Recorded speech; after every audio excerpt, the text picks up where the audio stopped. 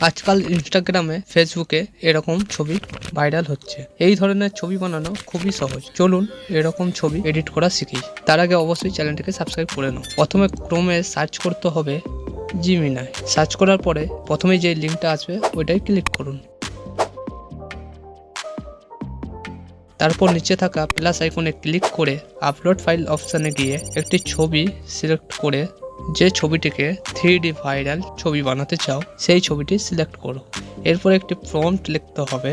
Video ডিসক্রিপশনে আমি সেটা পিন করে দেবো, ওখান থেকে কপি করে নিতে পারো। তবুও আমি স্ক্রিনে প্রম্পটটা লিখে দিচ্ছি, সেখান থেকেও স্ক্রিনশট তুলে নিতে পারো। প্রম্পট লেখা হয়ে গেলে সেন্ডে ক্লিক করো।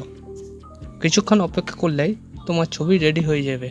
ছবিটি তৈরি হয়ে গেলে একবার ছবিতে ক্লিক করো, তারপরে উপরে থাকা ডাউনলোড অপশানে ক্লিক করে ডাউনলোড করে নাও।